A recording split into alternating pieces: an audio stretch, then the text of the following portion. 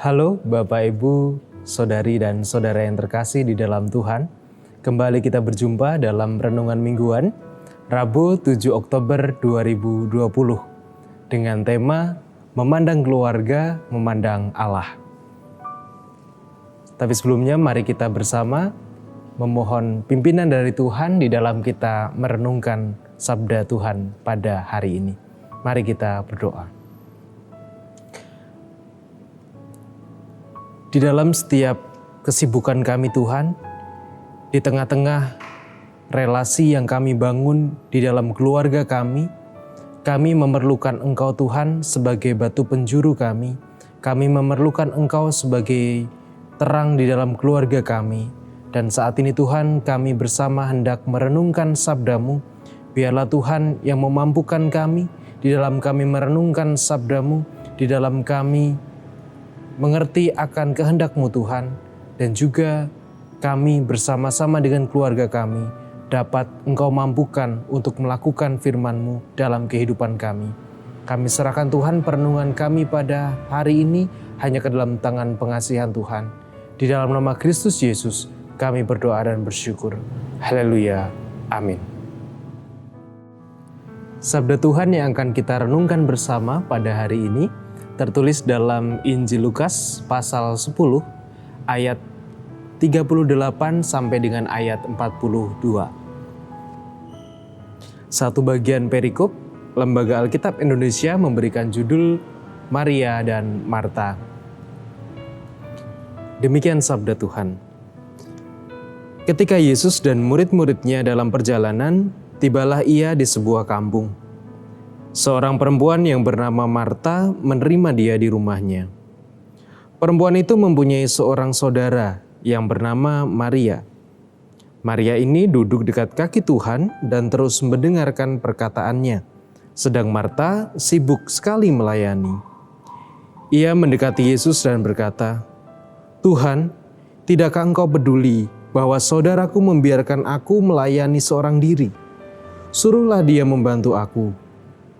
Tetapi Tuhan menjawabnya, "Marta, Marta, engkau khawatir dan menyusahkan diri dengan banyak perkara, tetapi hanya satu saja yang perlu. Maria telah memilih bagian yang terbaik yang tidak akan diambil daripadanya." Demikianlah pembacaan sabda Tuhan. Yang berbahagia ialah setiap mereka yang dengan setia merenungkan sabda Tuhan dan yang melakukannya dalam kehidupan sehari-hari. Haleluya. Amin. Kisah tentang Maria dan Marta mungkin menjadi sebuah kisah yang sering kali kita dengar dan terus kita ulang di dalam merenungkannya. Nah, pada bulan keluarga ini satu momen yang menarik adalah ketika Yesus kemudian dan murid-muridnya dalam perjalanan kemudian mampir ke suatu rumah, yaitu rumahnya Marta, dan ia diterima oleh keluarga Marta, yaitu Marta dan ada saudaranya, yaitu Maria. Nah, yang menarik adalah di tengah-tengah situasi Yesus yang diterima oleh keluarga Marta ini, ada sebuah tindakan yang agak berbeda yang ditunjukkan oleh Marta dan oleh Maria. Marta sebagai pemilik rumah dikatakan bahwa dia tentu memiliki sebuah tanggung jawab untuk menjamu tamunya, dalam hal ini Yesus. Ia menyiapkan segala sesuatu, ia sibuk untuk menyiapkan berbagai hal. Sementara Maria, saudara Marta tadi, ia hanya duduk di dekat Yesus dikatakan, dan ia dengan serius mendengarkan perkataan Yesus, ia serius mendengarkan pengajaran dari Yesus. Kemudian Marta ini protes, "Tuhan, tolong dong Engkau suruh Maria untuk membantu aku, karena aku kerepotan ini harus menyiapkan sendirian." Tapi kemudian Yesus malah menjawab bahwa Maria justru telah memilih satu bagian yang terbaik. Dan dikatakan bahwa Marta seakan-akan menyusahkan dirinya sendiri. Nah, ini kemudian menjadi pertanyaan, lalu apakah sikap Marta itu sebagai sesuatu yang salah atau sesuatu yang keliru ketika seorang tuan rumah menjamu tamunya mempersiapkan segala sesuatu untuk tamunya, apakah itu adalah sesuatu yang keliru? Bukankah seorang tuan rumah memang harus sudah semestinya melakukan hal itu?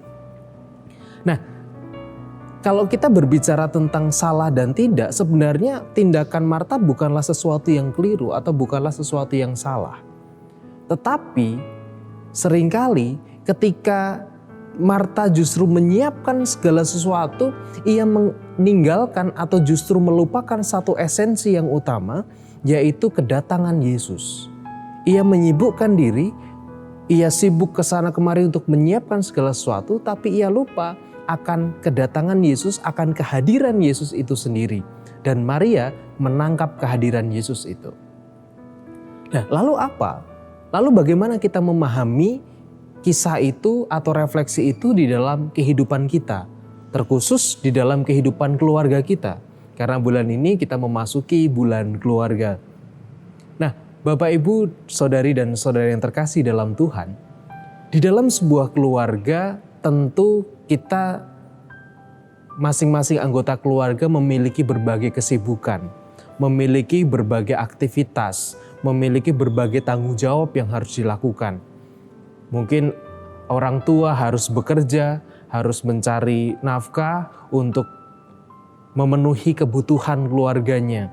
Anak harus sibuk sekolah, harus menyiapkan segala sesuatu untuk masa depannya, untuk mempersiapkan diri dengan pendidikannya yang dijalani saat ini. Nah, tetapi kemudian seringkali yang terjadi adalah ketika masing-masing keluarga, masing-masing anggota keluarga sibuk dengan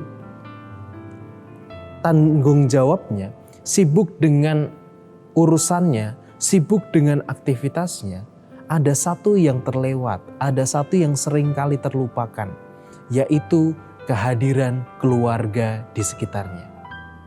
Kehadiran orang-orang terkasih di dalam keluarga itu. Banyak orang tua mengatakan bahwa, loh, saya kan bekerja dengan keras, saya kan bekerja dengan harus banting tulang, berangkat pagi, pulang malam. Untuk apa? Untuk memenuhi kebutuhan keluarga. Betul, kebutuhan keluarga terpenuhi. Tetapi justru kedekatan dalam keluarga, esensi cinta dalam keluarga justru seringkali terlupakan. Dan tidak heran, kemudian banyak keluarga yang hancur, banyak keluarga yang harus bermasalah dengan relasinya. Bukan karena kekurangan ekonomi, bukan karena kebutuhan ekonominya berkurang, bukan. Banyak orang-orang sukses, banyak keluarga-keluarga kaya yang mereka harus mengalami keretakan dalam keluarga. Karena apa? Karena masing-masing anggota kurang menyadari adanya atau keberadaan anggota-anggota yang lain atau orang-orang terkasih dalam keluarganya. Sehingga tema kita pada hari ini, memandang keluarga, memandang Allah, menjadi sesuatu yang penting. Memenuhi kebutuhan tentu itu menjadi satu yang penting. Memenuhi kebutuhan menjadi satu keharusan yang dilakukan atau yang harus dipenuhi. Tetapi ada hal lain yang tidak boleh dilupakan, yaitu menumbuhkan cinta di dalam keluarga, menumbuhkan kedekatan di dalam keluarga. Kita tidak bisa hanya memandang pekerjaan kita nggak bisa hanya memandang sekolah kita tidak hanya bisa memandang komunitas arisan, komunitas kumpul-kumpul yang lainnya.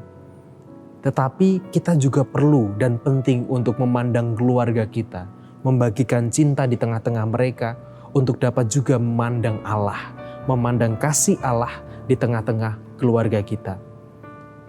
Tindakan Marta bukan hal yang salah, tetapi ada hal lain yang dilupakan oleh Marta. Demikian juga dengan kita. Bekerja, sekolah bukan hal yang salah, bahkan harus kita lakukan. Tetapi jangan sampai kita melupakan relasi, kedekatan, dan cinta dalam keluarga. Oleh karena itu, pandanglah keluarga, dengan demikian engkau telah memandang Allah. Selamat berefleksi, selamat merenungkan sabda Tuhan, selamat melakukannya, Tuhan memberkati. Mari kita berdoa. Allah Bapa kami yang bertahta di dalam kerajaan surga yang mulia, saat ini Tuhan, Engkau sungguh mengingatkan kami betapa berharganya keluarga bagi kami, betapa berharganya orang-orang terdekat kami, orang tua kami, pasangan kami, anak-anak kami, saudara, kakak, adik kami, dan seluruh keluarga besar kami. Seringkali Tuhan kami melupakan mereka. Seringkali kami memalingkan pandangan kami dari mereka. Seringkali kami hanya fokus pada pekerjaan kami hanya fokus pada sekolah kami hanya fokus pada teman-teman main kami. Tetapi kami lupa untuk membagi waktu. Kami lupa untuk mencurahkan kedekatan, mencurahkan cinta kasih kami dengan keluarga kami, orang-orang yang kami kasihi.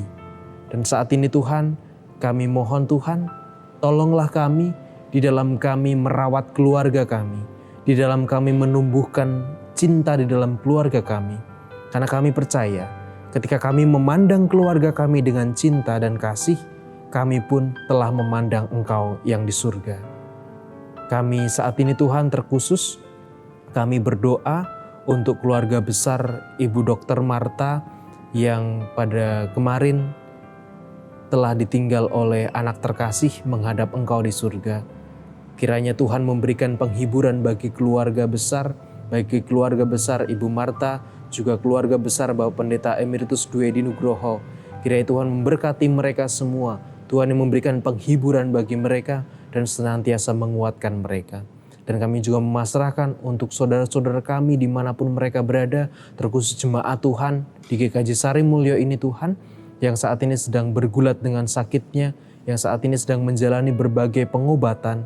Kiranya Tuhan memberkati mereka, Tuhan memberikan kekuatan dan semangat bagi mereka di dalam menjalani setiap pengobatannya. Kami serahkan Tuhan saudara-saudara kami ini hanya ke dalam tangan pengasihan-Mu. Di dalam nama Kristus Yesus, kami menyerahkan keluarga kami menyerahkan setiap aktivitas kami, dan kami serahkan setiap cinta di dalam keluarga kami hanya ke dalam tangan-Mu. Di dalam nama Kristus kami berdoa. Amin.